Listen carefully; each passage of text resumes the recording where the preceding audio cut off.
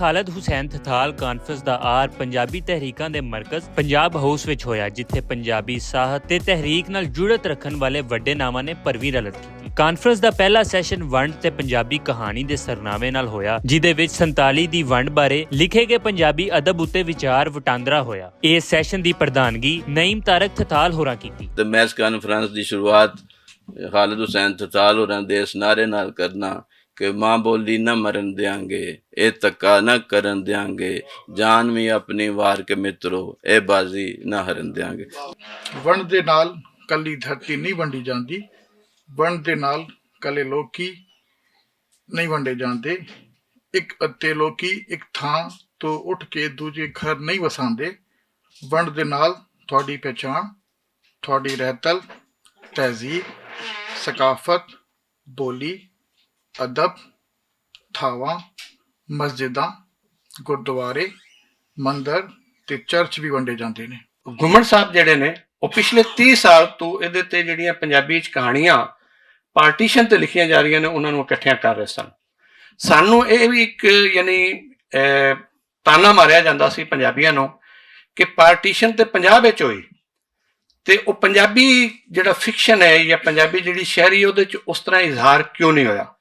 ਸੋ ਇਹਨਾਂ ਨੇ ਪਿਛਲੇ 30 ਵਰੇ ਲਾ ਕੇ ਤੇ 2 ਵਾਲੀਅਮਸ ਹੁਣ ਤੱਕ ਆ ਚੁੱਕੇ ਨੇ ਔਰ ਉਹਨਾਂ ਦਾ ਖਿਆਲ ਹੈ ਕਿ 3-4 ਵਾਲੀਅਮ ਜਿਹੜੇ ਨੇ ਉਹ ਹੋਰ ਆਉਣਗੇ, ਜਿਹੜੇ ਕਿ ਸਿਰਫ ਪਾਰਟੀਸ਼ਨ ਤੇ ਪੰਜਾਬੀ 'ਚ ਲਿਖੀਆਂ ਗਈਆਂ ਕਹਾਣੀਆਂ ਤੇ ਆਧਾਰ ਨੇ। ਜਦ ਵੀ ਵੰਡ ਦੀ ਗੱਲ ਹੁੰਦੀ ਹੈ ਤੇ ਇੰਜ ਲੱਗਦਾ ਹੈ ਕਿ ਜਿਵੇਂ ਅਸੀਂ ਨਹੀਂ ਸਾਂ ਉਦੋਂ, ਲੇਕਿਨ ਇੰਜ ਲੱਗਦਾ ਜਿਵੇਂ ਅਸੀਂ ਆਪ ਵੰਡੇ ਗਏ, ਜਿਵੇਂ ਸਾਡੀਆਂ ਰੂਹਾਂ ਵੰਡੀਆਂ ਗਈਆਂ। ਜਦੋਂ ਮੈਂ ਪੰਜਾਬੀ ਕਹਾਣੀ ਪੜ੍ਹੀ, ਇਸ ਤੋਂ ਪਹਿਲੇ ਮੈਂ ਵੀ ਪੰਜਾਬੀ ਕਹਾਣੀ ਨਹੀਂ ਸੀ ਪੜ੍ਹੀ, ਜਾਂ ਖਾਲਿਦ ਹੁਸੈਨ ਥਥਾਲ ਸਾਹਿਬ ਦੀ ਕਹਾਣੀ ਜ਼ਾਹਿਦ ਹਸਨ ਸਾਹਿਬ ਦੀ ਵਸਾਤਤ ਨਾਲ ਮਿਲੀ, ਜਾਂ ਘੁੰਮਣ ਸਾਹਿਬ ਨੇ ਇਸ ਵੰਡ ਦੇ ਉੱਤੇ ਲਿਖੇ ਅਦਬ ਤੋਂ ਮੁਤਾਰਫ ਕਰਵਾਇਆ। ਅਸੀਂ ਤੇ ਇਹੀ ਵੇਖਿਆ ਸੀ ਕਿ ਪਸ਼ਾਵਰ ਐਕਸਪ੍ਰੈਸ ਹੈ, ਗੱਦਾਰ ਹੈ, ਗੁਲਾਮ ਅਬਾਸ ਦੀਆਂ ਕਹਾਣੀਆਂ, ਖੋਲ ਦੋ, ਟੋਬਾ ਟੇਕ ਸਿੰਘ ਹੈ, ਬਹੁਤ ਵੱਡੀਆਂ ਕਹਾਣੀਆਂ, ਬਹੁਤ ਵੱਡੇ ਕਿਰਦਾਰ ਸਨ। ਲੇਕਿਨ ਜੋ ਵੰਡ ਦੇ ਹਵਾਲੇ ਨਾਲ ਪੰਜਾਬੀ ਅਦੀਬਾਂ ਲਿਖਿਆ ਹੈ ਉਹ ਬਰਦਾਸ਼ਤ ਨਹੀਂ ਹੁੰਦਾ। ਤੁਸੀਂ ਕਿਤਾਬ ਸ਼ੁਰੂ ਕਰ ਲਵੋ, ਕੋਈ ਵੀ ਕਹਾਣੀ, ਕਿਤਾਬ ਨੂੰ ਖੋਲੋ, ਕਿਤੋਂ ਵੀ ਖੋਲੋ, ਬਗੈਰ ਤਰਤੀਬ ਤੋਂ ਖੋਲੋ, ਤੁਸੀਂ ਇਸ ਤਰ੍ਹਾਂ ਫੀਲ ਕਰੋਗੇ ਜਿਸ ਤਰ੍ਹਾਂ ਤੁਹਾਡੇ ਆਪਣੇ ਆਪ ਉੱਤੇ ਬੀਤ ਰਹੀ ਹੈ। ਮੈਂ ਅਕਸਰ ਇਹ ਗੱਲ ਕਰਨਾ ਕਿ ਸਾਨੂੰ ਨਾ ਕਹਾਣੀ ਵੰਡ ਉਦੋਂ ਮਨਜ਼ੂਰ ਸੀ, ਨਾ ਅੱਜ ਮਨਜ਼ੂਰ ਹੈ, ਨਾ ਇਹੋ ਜਿਹੀ ਵੰਡ ਨਾ ਦੁਨੀਆ 'ਚ ਹੋਈ ਹੈ, ਨਾ ਅਸੀਂ ਇਸ ਨੂੰ ਕੋਈ ਪ੍ਰਵਾਨਗੀ ਦਿਆਂਗੇ, ਮਨਜ਼ੂਰੀ ਦਿਆਂਗੇ। ਹਾਂ, ਵੰਡ ਦਾ ਇੱਕ ਸ਼ਬਦ ਜਿਹੜਾ ਹੈ ਉਹ ਸਾਨੂੰ ਉਹ ਮਨਜ਼ੂਰ ਹੈ ਜਿਹੜੇ ਬਾਬੇ ਨਾਨਕ ਨੇ ਕਿਹਾ ਕਿ ਕਿਰਤ ਕਰੋ, ਯਾਨੀ ਹਲਾਲ ਰੋਜ਼ੀ ਰੋਟੀ ਕਮਾਓ ਤੇ ਵੰਡ ਛਕੋ। ਉਹ ਰਲ ਕੇ ਖਾਣਾ ਜਿਹੜਾ ਹੈ ਉਹ ਸਾਨੂੰ ਵੰਡ ਦਾ ਸ਼ਬਦ ਮਨਜ਼ੂਰ ਹੈ, ਪਰ ਇਹ ਵੰਡ ਦਾ ਸ਼ਬਦ ਜਿਹੜਾ ਹੈ ਇਸ ਨੇ ਸਾਨੂੰ ਜਿਹੜਾ ਹੈ ਉਹ ਬਹੁਤ ਹੀ ਤਕਸੀਮ ਕਰ ਦਿੱਤਾ ਹੈ। ਹਾਲਾਂਕਿ ਤੁਹਾਨੂੰ ਸਾਰਿਆਂ ਨੂੰ ਪਤਾ ਹੈ ਕਿ ਬਾਹਰ ਬੈਠੇ ਪੰਜਾਬੀਆਂ ਦੇ ਬੜੇ ਹੀ ਮਾੜੇ ਹਾਲਾਤ ਨੇ। ਸਾਡੀ ਸਿਕਿਉਰਿਟੀ ਏਜੰਸੀ ਨੂੰ ਧਿਆਨ ਕਰਨਾ ਚਾਹੀਦਾ ਹੈ ਕਿ ਉਹ ਜਿਹੜੇ ਰਾਹ ਜਾਂਦੇ ਆਪਣੇ ਔਰ ਆਪਣੇ ਵਤਨ ਵਾਸਤੇ ਕਮਾਉਣ ਲਈ ਜਾ ਰਿਹਾ, ਕੋਈ ਤਾਂ ਉਹਨੂੰ ਰਾਹ ਵਿੱਚ ਉਤਾਰ ਕੇ ਉਹਦਾ ਸ਼ਨਾਖਤੀ ਕਾਰਡ ਵੇਖ ਕੇ ਮਾਰ ਦਿੱਤਾ ਜਾਂਦਾ। ਪੰਜਾਬੀ ਨੂੰ ਇੰਤਹਾਈ ਜ਼ੁਲਮ ਦੀ ਗੱਲ ਏ। ਉਹਨੇ ਕਿਹਾ ਭਲੀਏ ਲੋਕ ਐਸਾ ਪਤਾ ਨਹੀਂ ਕਿਦੋਂ ਕਿੱਥੇ ਪਹੁੰਚਣਾ ਹੈ, ਇਹਨੂੰ ਜਿਹੜਾ ਬੱਚਾ ਅੱਲਾ ਨੂੰ ਪਿਆਰਾ ਹੋ ਗਿਆ ਇਹਨੂੰ ਦਰਿਆ ਦੇ ਵਿੱਚ ਸੁੱਟ ਦਿੰਦੇ ਹਾਂ। ਉਹਨੇ ਬਾਰੀ ਖੋਲੀ ਤੇ ਉਸ ਬੱਚੇ ਨੂੰ ਦਰਿਆ ਦੇ ਵਿੱਚ ਸੁੱਟ ਦਿੱਤਾ। ਜਦੋਂ ਦਰਿਆ ਦੇ ਵਿੱਚ ਸੁੱਟ ਦਿੱਤਾ ਤੇ ਥੋੜੀ ਦੇਰ ਬਾਅਦ ਉਹ ਆਪਣੀ ਝੋਲੀ ਦੇ ਵਿੱਚ ਵੇਖ ਕੇ ਜਿਹੜਾ ਬੱਚਾ ਉਹਨਾਂ ਦੀ ਝੋਲੀ ਦੇ ਵਿੱਚ ਸੀ ਉਹਨੂੰ ਹਿਲਾਉਂਦੀ ਹੈ ਕਿ ਉਹ ਤਾਂ ਚਲਾ ਗਿਆ, ਉਹਦੇ ਨਾਲ ਆਪਣੀ ਮੁਹੱਬਤ ਦਾ ਇਜ਼ਹਾਰ ਕਰਦੀ ਹੈ, ਲੇਕਿਨ ਉਹਦੀਆਂ ਚੀਖਾਂ ਨਿਕਲ ਗਈਆਂ ਇਹ ਵੇਖ ਕੇ ਕਿ ਜਿਹੜਾ ਬੱਚਾ ਉਹਦੀ ਝੋਲੀ ਦੇ ਵਿੱਚ ਸੀ ਮਰਿਆ ਤੇ ਉਹ ਸੀ। ਦੂਜੇ ਸੈਸ਼ਨ ਵਿੱਚ ਖਾਲਿਦ ਹੁਸੈਨ ਥਥਾਲ ਹੋਰਾਂ ਦੀ ਸ਼ਾਇਰੀ ਤੇ ਨਸਰ ਉੱਤੇ ਗੱਲਬਾਤ ਹੋਈ ਤੇ ਪੰਜਾਬੀ ਅਦਬ ਦੇ ਵੱਡੇ ਨਾਮਾਂ, ਉਹਨਾਂ ਦੇ ਫਲਸਫੇ ਤੇ ਸ਼ਾਇਰੀ ਰਾਹੀਂ ਇਜ਼ਹਾਰ ਦੀ ਨਵੇਕਲੀ ਤੇ ਉੱਚੀ ਪੱਧਰ ਦੀ ਸੋਚ ਉੱਤੇ ਵਿਚਾਰ ਸਾਂਝੇ ਕੀਤੇ ਕਿ ਲੋੜਾਂ ਥੋੜਾ ਨਾਲ ਹੀ ਬੰਦਾ ਇੱਕ ਦੂਜੇ ਦੇ ਨੇੜੇ ਆਉਂਦਾ ਹੈ। ਲੋੜਾਂ ਥੋੜਾ ਨਾਲ ਹੀ ਬੰਦਾ ਇੱਕ ਦੂਜੇ ਦੇ ਨੇੜੇ ਆਉਂਦਾ ਹੈ। ਚੋਖਾ ਨੇੜੇ ਹੋ ਕੇ ਬੰਦਾ ਚੋਖਾ ਦੂਰ ਵੀ ਹੋ ਜਾਂਦਾ ਹੈ। ਅਸੀਂ ਅੱਜ ਤੱਕ ਲੋੜ ਨਾਲ ਆਏ ਹੋਏ ਬੰਦੇ ਨੂੰ ਛੋਟਾ ਸਮਝਦੇ ਹਾਂ ਕਿ ਇਹਨੂੰ ਲੋੜ ਪਈ ਤੇ ਮੇਰੇ ਕੋਲ ਆਇਆ। ਤੇ ਖਾਲਿਦ ਭਾਈ ਨੇ ਸਿਖਾਇਆ ਕਿ ਲੋੜ ਥੋੜੀ ਬੰਦੇ ਨੂੰ ਨੇੜੇ ਕਰਦੀ, ਨੇੜੇ ਹੋਣ ਦੀ ਕਿਸੇ ਸ਼ੈ ਦੀ ਕਮੀ ਹੋਣੀ ਕਿਸੇ ਦੇ ਨੇੜੇ ਹੋਣ ਦੀ ਨਿਸ਼ਾਨੀ ਹੈ। ਤੇ ਇਸ ਨਜ਼ਰੀਏ ਨਾਲ ਕਦੀ ਜ਼ਿੰਦਗੀ ਨੂੰ ਮੈਂ ਪਹਿਲੇ ਨਹੀਂ ਸੀ ਦੇਖਿਆ। ਉਹਨਾਂ ਦੇ ਹੋਰ ਸ਼ੇਰ ਵੇਖੋ ਕਿ ਕੋਈ ਕਿਸੇ ਦੇ ਨਾਲ ਨਹੀਂ ਹੁੰਦਾ, ਹਰ ਕੋਈ ਆਪਣੇ ਨਾਲ ਹੀ ਹੁੰਦਾ। ਦੇਖੋ ਕਿੱਡੀ ਵੱਡੀ ਗਲਤਫਹਿਮੀ ਚੋਂ ਕੱਢ ਲਿਆ ਸਾਨੂੰ ਸਾਰਿਆਂ ਨੂੰ, ਜਿਹੜੇ ਬੰਦੇ ਦੂਜਿਆਂ ਤੇ ਹਮੇਸ਼ਾ ਆਸਰਾ ਕਰ ਰਹੇ ਹੁੰਦੇ ਨੇ ਕਿ ਕੋਈ ਕਿਸੇ ਦੇ ਨਾਲ ਨਹੀਂ ਹੁੰਦਾ, ਹਰ ਕੋਈ ਆਪਣੇ ਨਾਲ ਹੀ ਹੁੰਦਾ। ਢਿੱਡ ਤੇ ਹੀ ਗੋਡੇ ਹੋਣ ਨਾ ਅੱਗੇ, ਢਿੱਡ ਦਾ ਢੇਰ ਜਜਾਲ ਵੀ ਹੁੰਦਾ। ਦੇਖੋ ਉਹਨਾਂ ਦੀ ਸ਼ਾਇਰੀ ਨੇ ਬਹੁਤ ਸਾਰੇ ਮੁਹਾਵਰੇ ਬਣਾਏ ਵੀ ਨੇ, ਲੰਮੇ ਲਾਮ ਨੇ ਹਯਾਤੀ ਦੇ ਪੰਧ ਵਾਲੇ, ਜਿਹਦੀ ਸ਼ਾਇਰੀ ਮੁਹਾਵਰਾ ਬਣ ਜੇ ਕਿੰਨਾ ਵੱਡਾ ਸ਼ਾਇਰ ਹੋਏਗਾ ਔਰ ਉਹ ਸਦੀਆਂ ਤੱਕ ਜ਼ਿੰਦਾ ਰਹੇਗਾ। तो थिथाल साहब बहुत धीमे हैं, बड़े ही सच्चे बंदे, बहुत साफ सुथरे बंदे और बहुत संजीदा बंदे सन। जितनी दफा उन्होंने बंदा मिलता है एक प्लेयर होंगे सी, मेरे वास्ते बड़ी खुशी की गल है कि खालिद हुसैन थिथाल जैसे बंदे दे नां उत्ते अवार्ड शुरू होया। थिथाल जी ने नॉर्वे चले गए, बाहर चले गए, दुनिया में जामी सफ़र किया, लेकिन अपनी माँ बोली और अपनी ज़ुबान में लिखना और अपनी उसको कहानियाँ हो, शायरी हो और उसके जो इंसानी जज्बे उसमें नज़र आते हैं। इंसान कहीं भी का रह रहा, अभी मैं बंड के हवाले से देख रहा था, तकसीम के हवाले से देख रहा था, आप इस मुल्क से दूसरे मुल्क जाते भी हैं, लेकिन जब आप अपनी धरती, अपनी ज़ुबान की तकसीम नहीं होने देते, उसको अपने सीने से लगा के रखते हैं, दिल से लगा के रखते हैं अपने। देखें, अगर आपकी नीयत में तज़ाद या मुनाफ़क़त या दोगलापन नहीं होगा ना, तो आपके कौल फेल में भी तज़ाद नहीं होगा। लम्मे लाम ने याती दे पद वाले, ਇਹ ਹੁਣ ਮੈਂ ਕਹਿੰਦਾ ਵਾਕਈ ਉਹ ਚਲਦੇ ਚਲਦੇ ਆਪੂ ਰੋਣਾ ਸਾਈਡ ਤੇ ਹੋ ਗਏ ਨੇ, ਅਸੀਂ ਇਹ ਚੱਲਨੇ ਪਿਓ ਸਿਰਾਂ ਦੇ ਉੱਤੇ ਟੁਰੀ ਜਾ ਰਹੇ ਹਾਂ। ਅਸਾਂ ਮੁੱਕ ਜਾਣਾ ਏ ਰਾਵਾਂ ਮੁਕਣਾ ਨਹੀਂ, ਕਿਰੇ ਹਾਠ ਨਹੀਂ ਲੱਗਦੀ ਸਦਰਾਂ ਦੀ, ਸਾਵਾਂ ਮੁੱਕ ਜਾਣਾ ਏ ਚਾਵਾਂ ਮੁਕਣਾ ਨਹੀਂ, ਆਪਣੇ ਆਪ ਦੀ ਭਾਰੇ ਜੋ ਬੰਨ ਲਈਏ ਉਹਨਾਂ ਭਾਰਾਂ ਨੂੰ ਕਿਸੇ ਨੇ ਚੁੱਕਣਾ ਨਹੀਂ, ਖਰੇ ਨੀਅਤ ਦੇ ਨਹੀਂ ਜੋ ਤੁਰੂ ਖਾਲਦ ਬਾਦੀ ਸ਼ੌਕ ਦੀ ਵਿੱਚ ਉਹਨਾਂ ਪੁੱਗਣਾ ਨਹੀਂ। ਤੇ ਆਂਦੇ ਨੇ ਜੀ ਕਿ ਬੰਦਾ ਸਾਰਾ ਉਹ ਨਹੀਂ ਹੁੰਦਾ ਜਿਹੜਾ ਸਾਨੂੰ ਨਜ਼ਰੀ ਆਉਂਦਾ। ਬੰਦਾ ਸਾਰਾ ਉਹ ਨਹੀਂ ਹੁੰਦਾ ਜਿਹੜਾ ਸਾਨੂੰ ਨਜ਼ਰੀ ਆਉਂਦਾ, ਬੰਦਾ ਗੁੱਝਾ ਵੀ ਹੁੰਦਾ ਏ ਜਿਹੜਾ ਨਜ਼ਰੀ ਨਹੀਂ ਵੀ ਆਉਂਦਾ। ਨਾ ਹੀ ਬੰਦਾ ਟੁਰਦਾ ਫਿਰਦਾ ਕਾਰ ਵਿਹਾਰ ਤੇ ਖੇਖਣ ਕਰਦਾ ਪਾਤਰ ਏਕ, ਬੰਦਾ ਇੱਕ ਜਹਾਨ ਵੀ ਹੁੰਦਾ ਜਿਉਂ ਜਜ਼ੀਰਾ ਜਾਂ ਸਮੁੰਦਰ ਜਾਂ ਜ਼ਮੀਨ ਅਸਮਾਨ ਵੀ ਹੁੰਦਾ। ਬੰਦਾ ਸਾਹਮਣੇ ਬੈਠਾ ਹੋਏ ਸਾਰਾ ਉਹ ਮੌਜੂਦ ਨਹੀਂ ਹੁੰਦਾ, ਜੋ ਉਹ ਦਿਸਦਾ ਏ ਉਹ ਨਹੀਂ ਹੁੰਦਾ। ਬੰਦੇ ਨੇ ਤੇ ਸੋਚਾਂ ਤੇ ਵੀ ਉਛਾੜ ਚੜਾਏ ਹੁੰਦੇ ਨੇ, ਨਾ ਹੀ ਉਹਨੂੰ ਵੇਖਣ ਵਾਲਾ ਆਪੋ ਉੱਥੇ ਹਾਜ਼ਰ ਹੁੰਦਾ ਹੈ, ਨਾ ਹੀ ਉਹਨੂੰ ਸਾਰੇ ਨੂੰ ਉਹ ਵੇਖਣਾ ਚਾਹੁੰਦਾ। ਬੰਦਾ ਆਪਣੇ ਕੱਦ ਬੁੱਤ ਨਾਲ ਹੀ ਨਿੱਕਾ ਵੱਡਾ ਨਹੀਂ ਹੁੰਦਾ, ਨਾ ਹੀ ਆਪਣੀ ਦੱਖ ਨਾਲ ਹੁੰਦਾ ਹੈ, ਨਾ ਹੀ ਮੂੰਹ ਮੱਥੇ ਨਾਲ ਹੁੰਦਾ ਹੈ, ਨਾ ਹੀ ਰੁਤਬੇ ਜ਼ੀਵੀ ਭਾਂਡੇ ਪੈਸੇ ਪੂੰਜੀ ਨਾਲ ਹੁੰਦਾ ਏ। ਬੰਦਾ ਬੰਦਾ ਵੀ ਹੁੰਦਾ ਏ, ਬੰਦਾ ਬੰਦਾ ਨਹੀਂ ਵੀ ਹੁੰਦਾ।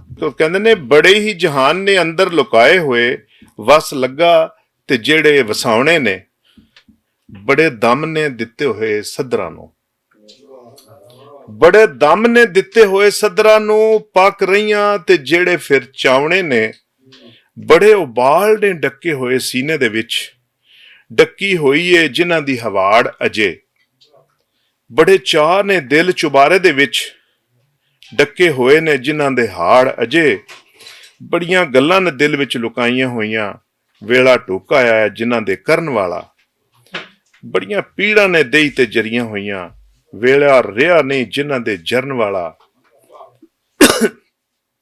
ਤੇ ਬੜੇ ਪਾੜੇ ਨੇ ਪਟਣੇ ਜੋਗੇ ਅਜੇ, ਬੜੇ ਢੋ ਨੇ ਜਿਹੜੇ ਪੇ ਟੁਕਦੇ ਨਹੀਂ, ਬੜੇ ਵਹਿਣ ਨੇ ਜਿਹੜੇ ਵਗਾਉਣੇ ਨੇ, ਤੇ ਬੜੇ ਕਾਲ ਨੇ ਜਿਹੜੇ ਪੇ ਮੁੱਕਦੇ ਨਹੀਂ। ਜਿਹੜਾ ਇੱਕ ਪੰਜਾਬੀ ਆਈਡੈਂਟਿਟੀ ਦਾ ਸ਼ਾਉਰ ਹੈ ਉਹ ਇਤਨਾ ਨਹੀਂ ਉਸ ਵਕਤ ਆ ਮੈਨੂੰ, ਤੇ ਮੈਂ ਉਹਨਾਂ ਨਾਲ ਸਮਝ ਲਓ ਕਿ ਆਪੋਜ਼ਿਟ ਵਿਊਜ਼ ਹੈ ਮੇਰੇ। ਮੈਂ ਉਹਨਾਂ ਨਾਲ ਲੱਗਾ ਰਹਿੰਦਾ ਯਾਰ ਪੰਜਾਬੀ ਨੂੰ ਕੀ ਕਰਨਾ ਹੈ, ਲਿਬਾਸ ਨੂੰ ਕੀ ਕਰਨਾ ਹੈ, ਸਾਨੂੰ ਅੱਗੇ ਚੱਲਣਾ ਚਾਹੀਦਾ ਇਹ ਉਹ। ਤੇ ਡਾਈਵਰਸਿਟੀ ਆ ਰਹੀ ਹੈ ਦੁਨੀਆ 'ਚ, ਹਰ ਮੁਲਕ 'ਚ ਹਰ ਮਜ਼ਹਬ ਦਾ, ਹਰ ਲਿਬਾਸ ਦਾ ਬੰਦਾ, ਤੇ ਇਹ ਤੇ ਚੀਜ਼ਾਂ ਨਾਲ ਨਾਲ ਐਵੋਲੂਸ਼ਨ ਹੁੰਦਾ ਹਰ ਚੀਜ਼ ਦਾ। ਲੇਕਿਨ ਉਹਨਾਂ ਨੂੰ ਦਿਲ ਹੀ ਪਿਆਰ ਆ ਇਹਨਾਂ ਆਪਣੇ ਪਿੰਡ ਨਾਲ, ਆਪਣੇ ਕਲਚਰ ਨਾਲ ਔਰ ਆਈਡੈਂਟਿਟੀ ਨਾਲ। ਕਿ ਆਪਣੀ ਮਾਂ ਬੋਲੀ ਦੀਆਂ ਰਮਜ਼ਾਂ ਖੋਲਾਂਗੇ, ਆਪਣੀ ਮਾਂ ਬੋਲੀ ਦੀਆਂ ਰਮਜ਼ਾਂ ਖੋਲਾਂਗੇ, ਜੰਨਤ ਵਿੱਚ ਵੀ ਅਸੀਂ ਪੰਜਾਬੀ ਬੋਲਾਂਗੇ। खालिद साहब की शायरी सुनी, बहुत खूबसूरत, बहुत इम्प्रेसिव और हाईली इंटलैक्चुअल। बहुत मैं इंप्रेस हुई। मैं अफसोस कि उन्होंने मिल नहीं सकी, लेकिन मैनू पंजाबी ਦਾ ਜੋ ਸੂਰਤ ਹਾਲ ਹੈ ਪਾਕਿਸਤਾਨ 'ਚ, ਕਿਉਂਕਿ ਮੈਂ ਮੁਲਕ ਤੋਂ ਬਾਹਰ ਵੀ ਬਹੁਤ ਹੁੰਦੀ ਹਾਂ। ਮੈਂ ਹੁਣੇ ਕੈਨੇਡਾ 'ਚ ਹੈਗੀ ਸਾਂ ਅਤੇ ਉੱਥੇ ਜ਼ਾਹਿਰ ਪੰਜਾਬੀਆਂ ਨੂੰ ਮਿਲਣੀ ਹੈ, ਇੰਡੀਅਨ, ਅਤੇ ਬੜਾ ਉਹ ਲੋਕ ਕਿੰਨਾ ਮਾਣ ਕਰਦੇ ਨੇ ਆਪਣੀ ਪੰਜਾਬੀ 'ਤੇ, ਅਤੇ ਅਸੀਂ ਕਿੰਨੇ ਸ਼ਰਮਿੰਦਾ ਹੁੰਦੇ ਹਾਂ, ਅਸੀਂ ਤਾਂ ਬੋਲਦੇ ਹੀ ਕੋਈ ਨਹੀਂ। ਸਭ ਤੋਂ ਪਹਿਲੇ ਤੁਹਾਡੇ ਸਾਰੇ ਜੀਆਂ ਦਾ ਬਹੁਤ ਬਹੁਤ ਸ਼ੁਕਰੀਆ ਕਿ ਤੁਸੀਂ ਅੱਜ ਟਾਈਮ ਕੱਢ ਕੇ ਇੱਥੇ ਹਾਜ਼ਰ ਹੋਏ ਹੋ। ਔਰ ਪੰਜਾਬੀ ਯੂਨੀਅਨ, ਪੰਜਾਬ ਹਾਊਸ, ਕਹਾਣੀਕਾਰ ਔਰ ਖਾਲਿਦ ਤਜ਼ਾਲ ਮੈਮੋਰੀਅਲ ਸੁਸਾਇਟੀ ਦਾ ਵੀ ਬਹੁਤ ਸ਼ੁਕਰੀਆ ਜਿਨ੍ਹਾਂ ਨੇ ਇਸ ਮਹਿਫਿਲ ਨੂੰ ਸਜਾਇਆ ਔਰ ਇਸ ਅਵਾਰਡ ਸੈਰੇਮਨੀ ਦੀ ਸ਼ੁਰੂਆਤ ਕੀਤੀ ਹੈ। मैं इतना ज़्यादा नहीं कोई बोलांगा, बस यही कहना चाहना कि मेरे पापा ਜਿਹੜੇ ਨੇ ਉਹ ਬਹੁਤ ਖੁਸ਼ ਨਸੀਬ ਨੇ ਜਿਨ੍ਹਾਂ ਦੇ ਤੁਹਾਡੇ ਜੈਸੇ ਦੋਸਤ ਨੇ ਔਰ ਭਾਈ ਨੇ ਜਿਹੜੇ ਉਹਨਾਂ ਦੇ ਵਾਸਤੇ ਉਹਨਾਂ ਦਾ ਨਾਂ ਔਰ ਉਹਨਾਂ ਦਾ ਕੰਮ ਅੱਜ ਵੀ ਜ਼ਿੰਦਾ ਰੱਖ ਰਹੇ ਨੇ। ਸਾਡੀ ਸਾਰੀ ਫੈਮਿਲੀ, ਮੇਰੀ ਅੰਮੀ, ਮੇਰੀ ਭੈਣ ਭਰਾ, ਚਾਚੇ, ਅਸੀਂ ਸਭ ਬਹੁਤ ਸ਼ੁਕਰਗੁਜ਼ਾਰ ਹਾਂ ਇਹਨਾਂ ਦੇ। Uncle Azhar Mahmood, uncle Zaid Hasan, uncle Mudassar Iqbal Bhatt, uncle Ilyas Kuman और बाकी सारी इन्हों की टीम दे, और स्पैशली साढ़े चाचे नईम तारिक ते जेड़ा उन साढ़े पापा वास्ते बहुत कुछ करते हैं। आखिर विच मैं पापा की एक नज़म पढ़ना चाहना वा जी उन्होंने अपने मरूम दोस्त अंकल सदीक भट्ट वास्ते लिखी सी, लेकिन अज जो उन्होंने याद विच भी सही लगती है। ਇਹਦਾ ਨਾਮ ਹੈ ਯਾਰ ਸਦੀਕ।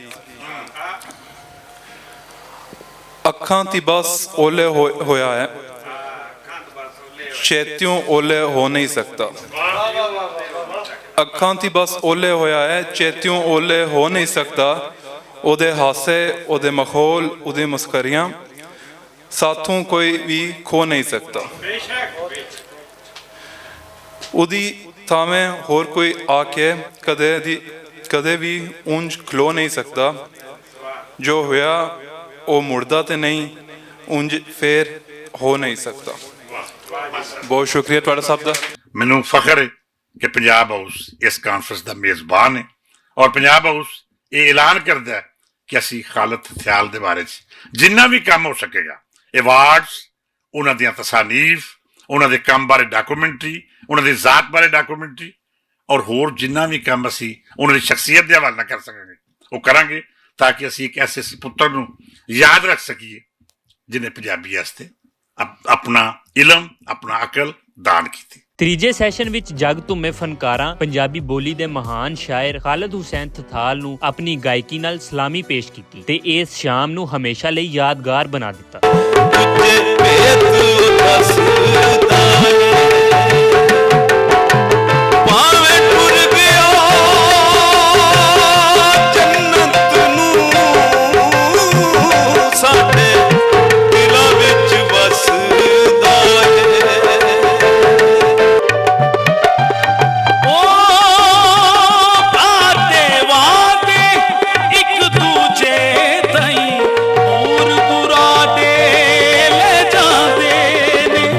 ਦੂਰ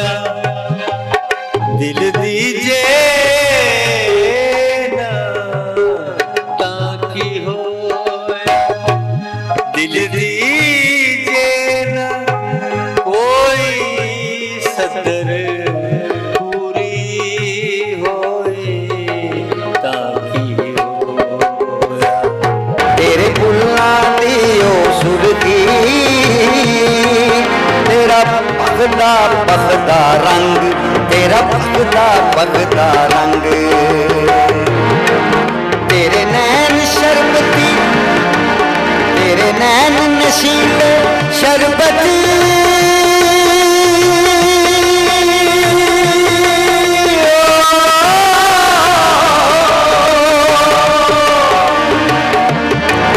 तेरे नैन नशीले शरबती, तेरे नैन नशीले शरबती।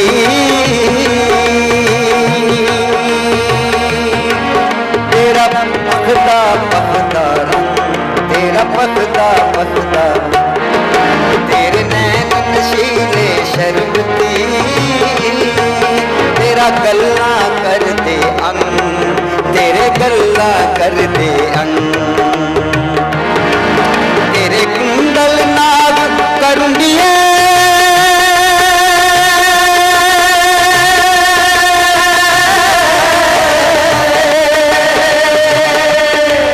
तेरे कुंडल नाग करुंडिए,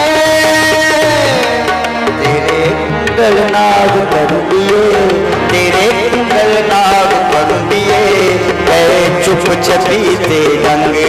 ਇਕੱਠ ਦੇ ਅਖੀਰ ਉੱਤੇ ਪੰਜਾਬੀ ਸ਼ਾਇਰੀ, ਖੋਜ ਪਰਖ ਤੇ ਕਹਾਣੀ ਦੇ ਖੇਤਰ ਵਿੱਚ ਉੱਚੀ ਪੱਧਰ ਦੀਆਂ ਕਿਤਾਬਾਂ ਨੂੰ ਐਵਾਰਡ ਦਿੱਤੇ ਗਏ। ਕਿਤਾਬਾਂ ਦੇ ਇਸ ਮੁਕਾਬਲੇ ਵਿੱਚ ਪੰਜਾਬੀ ਸਾਹਿਤ ਦੇ ਵੱਡੇ ਨਾਮ ਮੁਨਸਬ ਸਨ।